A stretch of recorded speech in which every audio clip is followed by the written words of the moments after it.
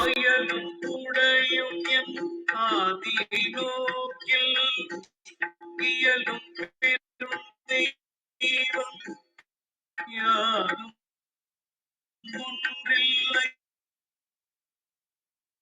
முயலும் முயலில் முடிவு மற்றாகே பெயரும் மழை முகில் பேர் நந்திதானே கனவும் எண்ணிலேவ இறந்தார் என பல மண்ணுருவாகணும் வானுருவாகணும் அண்டல் இவன் என்று அறியக்கிறார்களே. அனைவருக்கும் இனிய காலை வணக்கம். திருச்சிற்றம்பலம். திருமூலர் திருவடிகள் போற்றி போற்றி. திருமூலரின் திருமந்திரத்தில் 4ஆம் தந்திரத்தில் ஆதார ஆயம் 8வது அத்தியாயம் பாடல் 1187 என்றும் பார்க்க இருக்கின்றோம். பாடல் ஒலிக்கின்றது.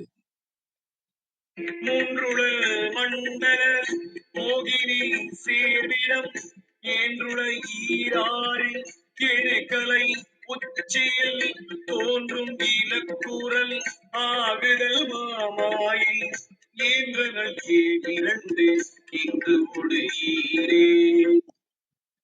மூன்றுள மண்டலம் மோகினி சேர்விடம் ஏன்றுள ஈராறு கலை உச்சியில் தோன்றும் இலக்குரல் வாகுதல் மாமாயை ஏன்றனல் 7 ஒடீரே.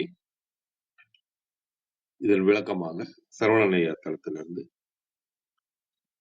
இறைவி கூறியபடி சாதகருக்குள் மூலாதாரத்தில் இருக்கின்ற அக்னி, ஆக்னையில் இருக்கின்ற சந்திரன், சகசர தலத்தில் இருக்கின்ற சூரியன் ஆகிய 3 மண்டலங்களிலும் இறைவி மாயையின் தலைவியாக சேர்ந்திருக்கின்றார்.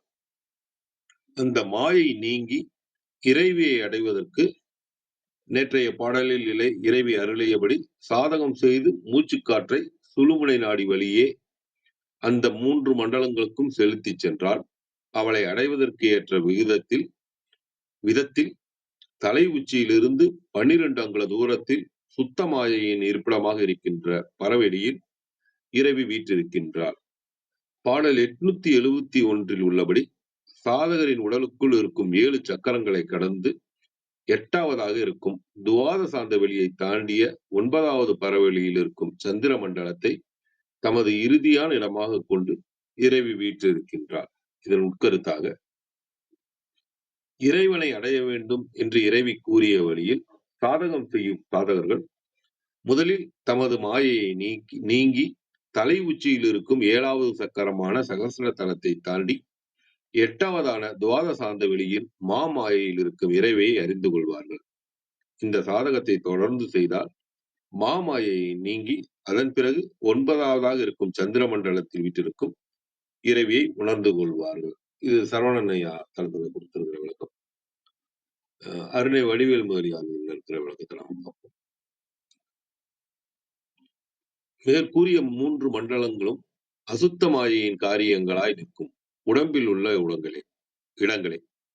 எனினும் உச்சிக்கு மேல் 12 அங்குலத்தில் உணர்வு செல்லில் அது சுத்த மாயையை பொருந்தியதாகும். அங்கனம் உணர்வு செல்லும் பொழுது சக்தி பிராசாத கலைகள் 16ல் 9ஐ ஏற்று சந்திர மண்டலத்தை கீழ்ப்படுத்தி நிற்பார். இதன் குறிப்புரையாக 6 ஆதாரங்களில் மூலாதாரம் முதல் சுவாதிஷ்டானம் முடிய அக்னி மண்டலமும், சுவாதிஷ்டானத்திற்கு மேல் விசுத்தி முடிய சூரிய மண்டலமும், விசுத்திற்கு மேல் பிரம்மவந்திரம் முடிய சந்திர மண்டலமும் ஆதலின் 3 மண்டலங்களும் உடம்பினுட்பட்டன என்றார். உச்சியின் ஈராராய் எழுதலையில் தோன்றும் இலக்கு என்க கலை கூறு அங்குலம். இவ்வாறன்றி பிராசாத கலை 12 என உரைப்பின் அதற்கு அப்பால் உள்ளது பரசிவமாதலின் அதனை மாமாயை என்ற கூடாமை அறிக. ஆதார யோகத்தில் சவிகற்ப உணர்வு உடம்பை பற்றாது விடுதலின்றி நிராதார யோகத்திலே அதனை விட்டு நீங்குதலின் அது நாத மாத்திரையாம் மாமாயை ஆயிற்று. பிராசாத கலைகளில் 9வதாகிய சக்தி கலையே ஆதாரத்தை கடந்த முதற்கலையாதலின் 7 இந்துவொடு ஈராக ஏற்றனன் என்றார். ஒடு என்னொடு முன்னர் இந்துவை ஏன்று பின் அஃது ஈராதலை ஏன்றனள் என்க. ஈராதல் கீழ்ப்படுதல். பிராசாத கலைகளின் விளக்கம் மேல் 696 மந்திர உரை நிராதார தானங்களில் நிற்குமாறு கூறப்பட்டது. சரவணய தளத்துல 871வது பாடல் பத்தி ஒரு குறிப்பு இந்த பாடலுக்கு இணையா கொடுத்திருந்த ஒரு விளக்கத்தை பார்க்கிறேன். 873. பாம்பு மதியை திரளுறும் அப்பாம்பு தீங்கு கதிரியும் சேர திணலுறும் பாம்பும் மதியும் பகை தீர்த்துடன் குளிர் நீங்குதல் கொடானே நெடுந்தகையானே. அதாவது இதற்கு விளக்கமாக இந்த பாடலுக்கு புரிஞ்சுக்கிறதுக்காக அதை கொடுத்திருக்கிறாங்க. அதனோட விளக்கத்தையும் படிச்சுட்டு அடுத்து நம்ம போயிருவோம். இது 871வது பாடலுக்கான விளக்கம்.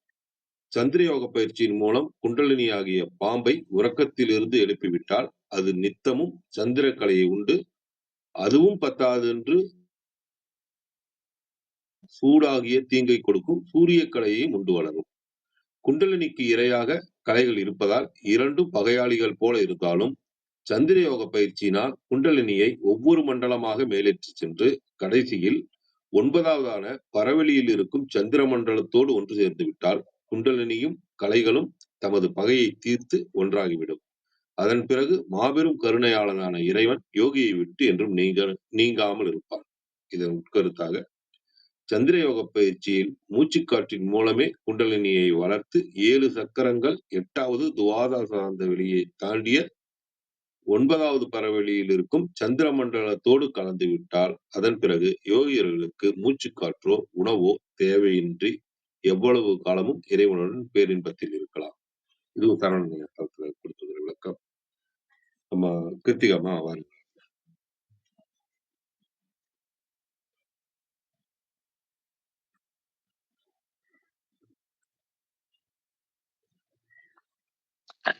வணக்கம்.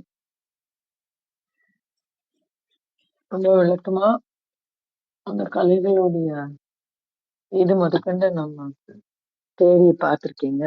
ரொம்ப என்ன சொல்றது, அக்கறையான தேடல். அதுக்கு நன்றி திரு ரத்னய்யா. இன்றைய பாடல் 1187. நான் என்னுடைய தெளிவுக்காக ஒரு முறை வாசிக்கிறேன். மூன்றுள மண்டலம் மோகினி சேர்விடம் ஏன்றுள்ள ஈராறு எழுகலை உச்சியில் தோன்றும் இலக்குற வாகுதல் மாமாயை ஏன்றனல் 7 இந்துவோடு ஈரே. இதுதான் அந்த விளக்கம். பிரிக்கிறது அப்படிதான் வருது. ஏன்றனல் 7 இந்துவோடு ஈரே. இந்துன்னா நமக்கு தெரியும் சந்திரன். அப்போ இந்துவோடு ஈரே அப்படின்னா அந்த சந்திரமண்டலம் தான் முடிவு அப்படின்னு சொல்றாரு. அதற்கு இடையில 2வது வார்த்தை என்ன சொல்றாரு? ஏன்றுள்ள ஈராறு எழுகலை அப்படின்னு சொல்றாரு. இந்த ஏன்றுள்ள ஈராறு எழுகலை உச்சியில் தோன்றும் இலக்குற வாகுதல் மாமாயை அப்படின்னு சொல்றாரு. இப்ப இந்த இடத்துல 2 வார்த்தைகள் இருக்கு. மோகினி அப்படின்னு ஒரு வார்த்தை இருக்கு, அப்புறம் மாமாயை அப்படின்னு ஒரு வார்த்தை இருக்கு. மாயைன்னா நமக்கு தெரியும் என்னது, இந்த உலகில் நம்மை ஆழ்த்தக்கூடிய சக்தி இல்லைங்களா? அதனாலதான் அத மாயை அப்படின்னு சொல்றோம். எது ஒன்றில் நாம் நம்மை மறந்து ஈடுபடுகிறோமோ அத நம்ம மாயை அப்படின்னு சொல்றோம். நம்ம இத வரிசையா பார்த்தோம், எல்லாமே மாயை தான் அப்படின்னு நம்ம பார்த்தோம். அப்போ ஆனா இந்த இடத்துல என்ன சொல்றாரு? மாமாயை. அப்ப அந்த மாயைக்கும் எல்லாம் பெரிய மாமாயை, பெரிய மாயை யாரு அப்படின்னு கேட்டோம்னாக்கா அந்த பராசக்தி மாமாயை அப்படின்னு. இத நம்ம திருமூலர் நிறைய இடங்கள்ல சொல்லியிருப்பாரு. இந்த வார்த்தை பிரயோகத்தை நிறைய இடங்கள்ல உபயோகிச்சிருப்பாரு. மாமாயை வைரவி வைந்தவி அப்படின்னு கூட ஆரம்பிச்சிருப்பாருன்னு நினைக்கிறேன். எனக்கு கரெக்டா ஞாபகம் இல்ல டக்குன்னு. ஆனா இந்த மாமாயை அப்படிங்கிற வார்த்தையை வந்து நிறைய திருமூலர் வந்து உபயோகம் பண்ணியிருப்பார். அப்ப இது யாரை குறிக்கக்கூடிய வார்த்தை அப்படின்னாக்கா தேவியை குறிக்கக்கூடிய வார்த்தை. சக்தியினுடைய பெரும் தன்மையை, அதாவது அவள் வந்து எல்லாவற்றிலிருந்தும் நம்மை எடுக்கக்கூடியவள், எல்லாவற்றிலும் நம்மை ஆழ்த்தக்கூடியவள். அந்த மிகப்பெரிய மாயை, இந்த உலகமே பெரிய மாயை. அதான் முதல்ல சொல்றாரு, மூன்றுல மண்டலம் மோகினி சேர்விடம் அப்படின்னு சொல்றாரு.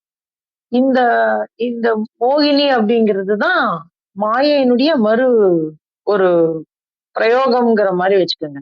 ஏன்னா நம்ம மோகினி பேய் அப்படின்னு சொல்லுவோம், இல்லைன்னா மோகினி அப்படின்னா மயக்கக்கூடிய தன்மையை உடையது, அப்படி வச்சுக்கலாம். அப்போ இந்த மோகினி அப்படின்னா இந்த இடத்துல மோகினிங்கிறத வந்து ஆஹ் எதற்கு வந்து நம்ம புரிஞ்சுக்கலாம் அப்படின்னா, இந்த இந்த உடல் தான் மோகினி. இந்த உடலில் இருக்கக்கூடிய இந்த தன்மை, அதனாலதான் சொல்றாரு மூன்றுள்ள மண்டலம் இங்கதான் இருக்கு, எல்லாமே இங்கதான் இருக்கு. சந்திர சூரிய அக்னி மண்டலங்கள் இங்கேதான் இருக்கிறது அப்படின்னு நேற்றுக்கு வேற பார்த்தோம். இந்த வாக்பவ கூடம், காமராஜ கூடம், சக்தி கூடம் அப்படின்னு 3 கூடங்களாக நிற்கக்கூடியது அப்படின்னு பார்த்தோம். அதுதான் அந்த மோகினி சேர்விடம். இந்த உடல், இந்த ஆன்மா தன்னுடைய வினைகளை கரைப்பதற்காக இங்கே வந்து சேருகிறது. அப்ப அந்த இடம்தான் இந்த மோகினி சேருகின்ற இடம். அதான் இந்த ஆதாரமாக நாம் பார்க்கக்கூடியது. மூன்றுள்ள மண்டலம் மோகினி சேருகிறது. அதான் அதுல என்ன இருக்கு? இயன்றுள ஈராறு எழுகலை உச்சியில். அப்போ மொத்தம் நீங்க என்ன சொல்றீங்க? 16 கலைன்னு சொன்னீங்க, பிரசாத கலைன்னு வாசிச்சாரு, அதெல்லாம் சொன்னீங்க. ஆனா என்ன ஈராறு எழுகலை அப்படிங்கிறீங்களே, அப்படின்னா 6 6 12, ஈராறுன்னா 12 தானே வருது.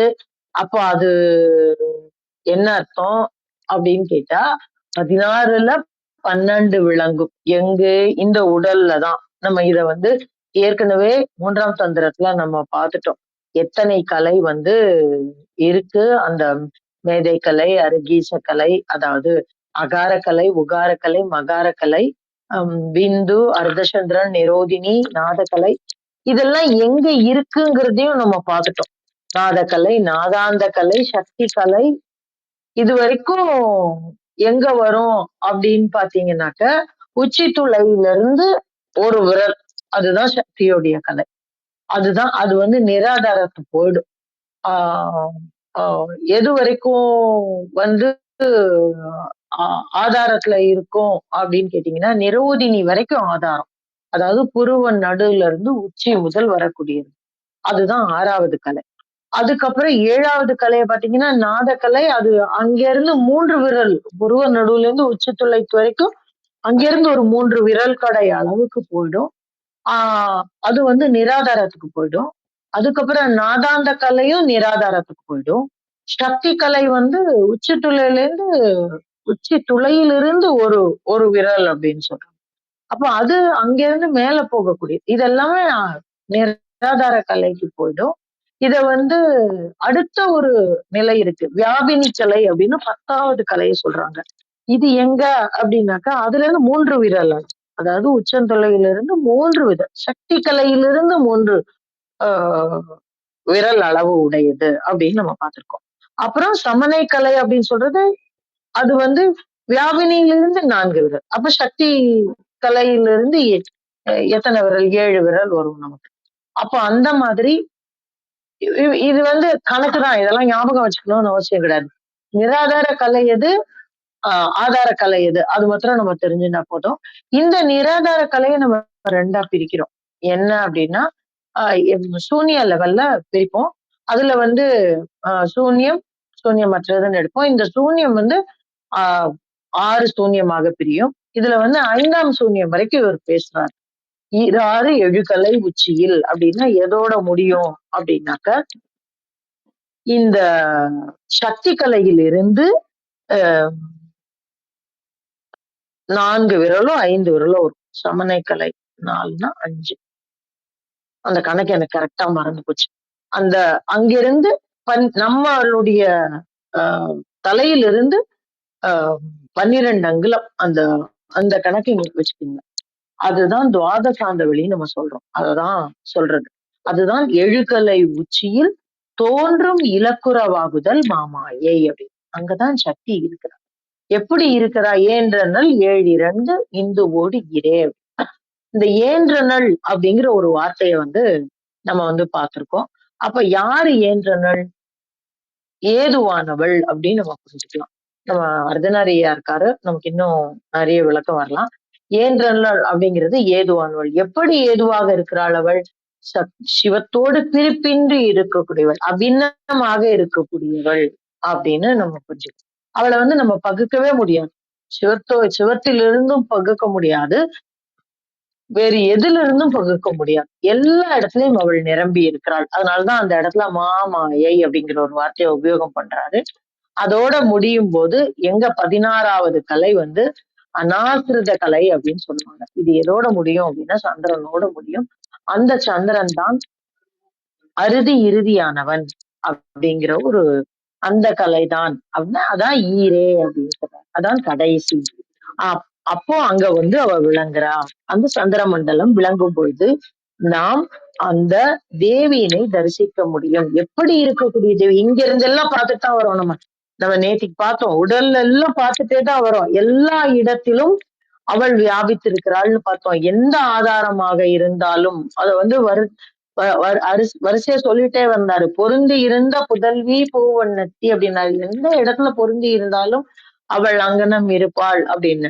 அடுத்தாப்புல பார்த்தா பொருந்த விளக்கி புணர்ச்சி அதுவே அப்படின்னாரு. நீ அங்க இருந்து மேல வர வர உனக்கு எந்த இடத்துல இருந்தாலும் உனக்கு அது தேவியோடு இருக்கக்கூடிய இடம்தான் அப்படின்னு சொன்னாரு. அதுக்கப்புறம் இன்னைக்கு நேத்து என்ன சொன்னாரு? மதிமலரால் சொன்ன மண்டலம் 3 அப்படின்னாரு. அப்படின்னா அந்த மண்டலம் 3 மண்டலங்களை தாண்டி அந்த 3 மண்டலங்களிலிருந்து விளங்கக்கூடியவள் அப்படின்னு நம்ம பார்த்தோம். இப்ப இந்த திருப்பியும் சொல்றாரு, 3 மண்டலம் மோகினி சேர்விடம். அதான் இந்த உடம்பு. அந்த உடம்பு அப்படிங்கிற முதல் வார்த்தை முதல் வரியை நம்ம உடம்புன்னு எடுத்துக்கலாம். 7 ஈராறு எழுகலை உச்சியில் அப்படிங்கும்போது அது அந்த 12 கலை உடல். இந்த ஆதாரத்தை தாண்டி நிராதாரத்திற்கு செல்லக்கூடிய தோன்றும் இலக்குற வாகுதல் மாயை. அங்க யார் இருக்கா அப்படின்னா அந்த மாமாயை இருக்கிறாள்.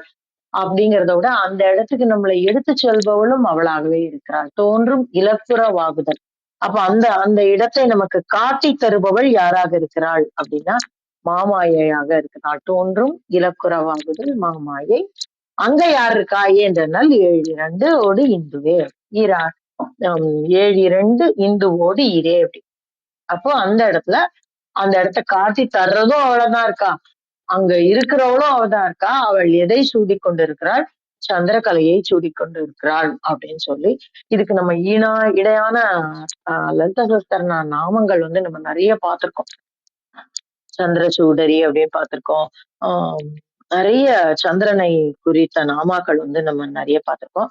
அப்போ அவள் அர்த்த சந்திரனுடையவளாக இருக்கிறாள், முழு நிலவாக இருக்கிறாள், நிலவின் ஒளியாக இருக்கிறாள், இந்து சகோதரின்லாம் சொல்லுவாங்க.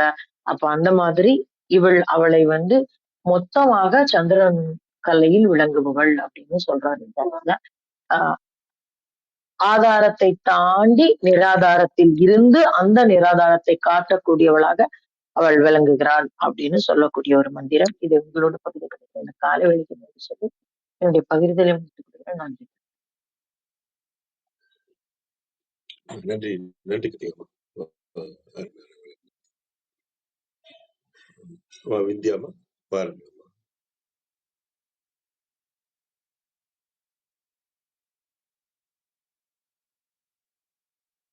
விந்தியாமா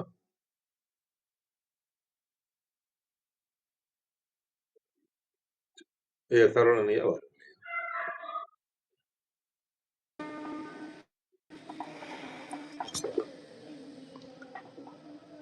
அனைவருக்கும் வணக்கம். ஸோ 3 மண்டல மோகினி சேர்விடம் அப்படின்றாரு. இந்த 3 அப்படின்னு சொல்லப்படுறது சென்ற பாடலுடைய தொடர்ச்சி. மதிமலரால் சொன்ன மண்டலம் 3 அப்படின்னு சொல்லி முடிச்சிருப்பார்.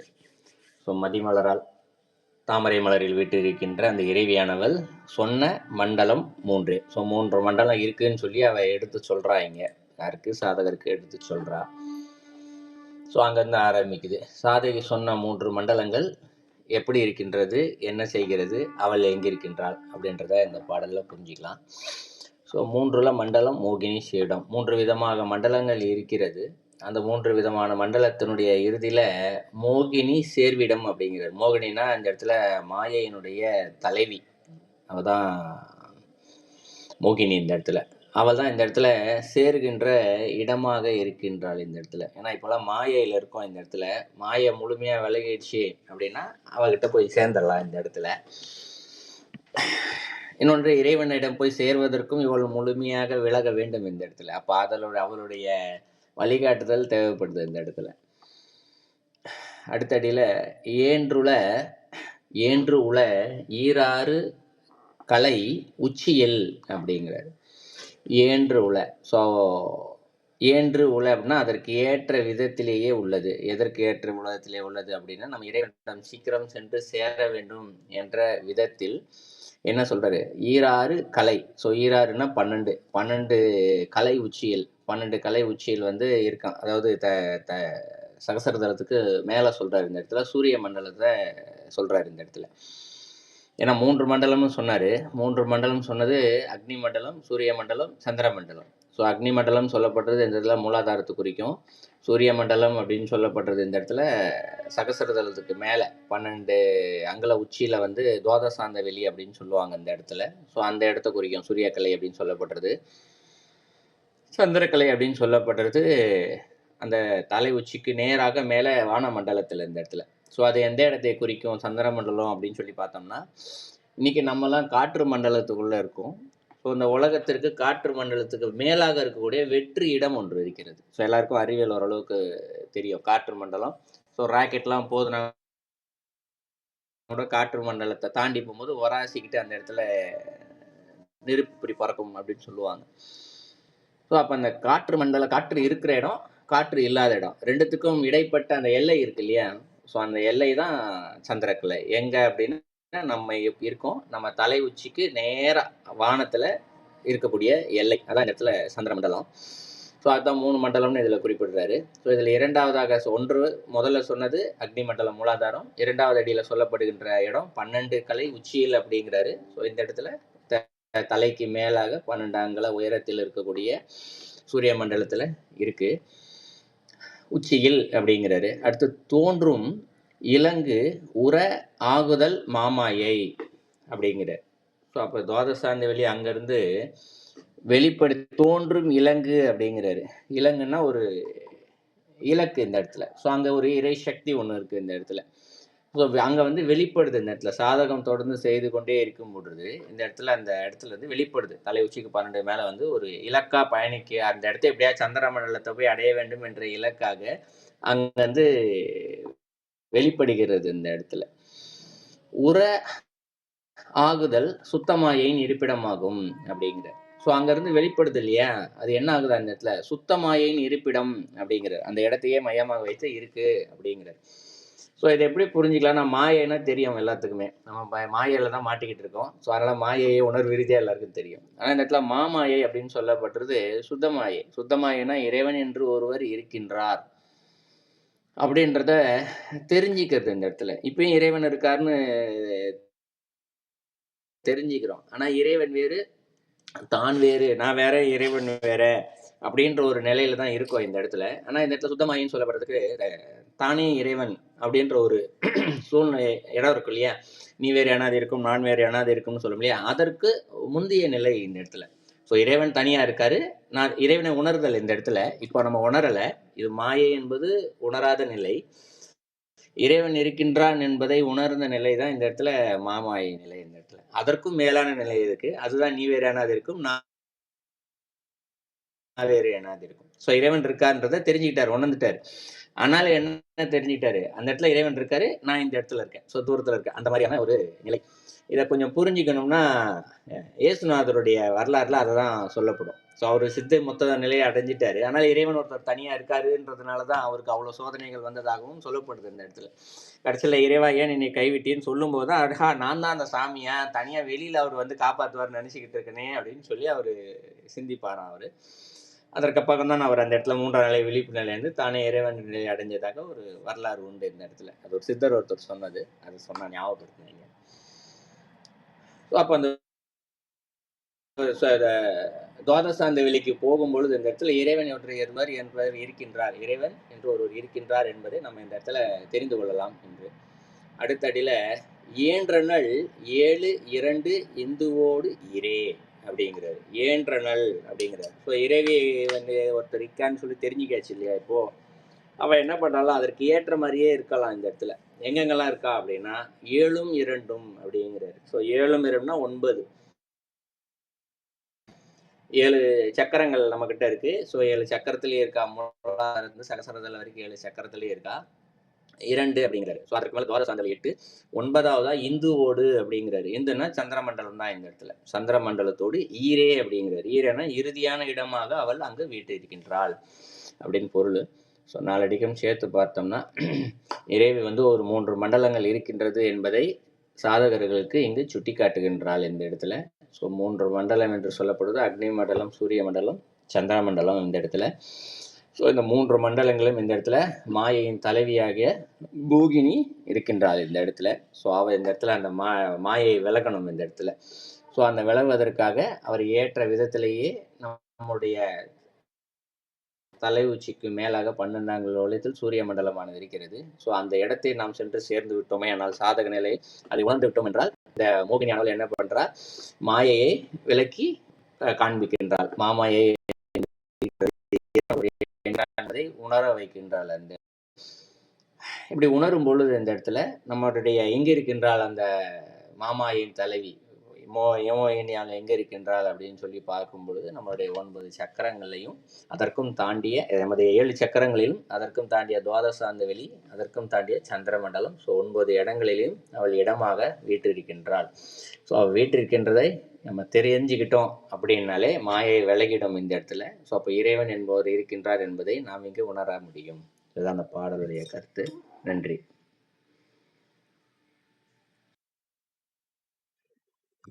நன்றிங்க. நன்றி சார். வித்யாமா. அனைவருக்கும் வணக்கம். ஓம் சிவசக்தியே போற்றி, ஓம் திருமுலரே போற்றி. 1187வது திருமந்திரம். மண்டலம் 3 நாயகி. திருமந்திரம். 3 மண்டல மோகினி சேர்விடம், ஏன்றுல ஈராறு எழுகலை உச்சியில் தோன்றும் இலக்குறவாகுதல் மாமாயை, ஏன்றனள் 7:2 இந்துவோடு ஈரே.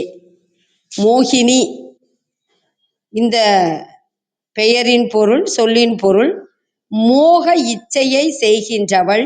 சேர்ந்திருக்கும் மண்டலங்கள் 3. அவை அக்கினி மண்டலம், சூரிய மண்டலம், சந்திர மண்டலம். அவை 12 கலைகளாக சூரிய மண்டலத்தின் உச்சியில் தோன்றும். இதில் விளங்குவது சுத்த மாயை. அப்போது நன்மையை செய்கின்றவளான 9 கலைகளோடு சந்திர மண்டலத்தில் பொலிவாள். ஏன்றல் என்ற சொல்லின் பொருள் ஏற்றுக்கொள்ளுதல். கழக வெளியீட்டில் உரையாசிரியர் உன்னதமாக விளக்கம் அளித்துள்ளார். காண்போம் விளக்கத்தை. மோகினியாகிய உணர்வு மெய், அசுத்த மாயை, காலம், நியதி, கலை என்னும் 3 பிரிவினை உடையது. அவை 12ஆக காணப்பெறும். கலை காணப்படும். குறிக்கோளாக இருப்பது மாயை என்னும் தூமாயை. இவற்றை 14 கலையாகவும் 12 கலையாகவும் ஏன்றனள் அம்மை என்று விளக்கம் அளித்துள்ளார். அனைவருக்கும் நன்றி. சிவசிவ திருச்சிற்றம்பலம். நன்றி வித்யாமா, மிக்க நன்றி. ஐயா அர்த்தநாரியா வாருங்க.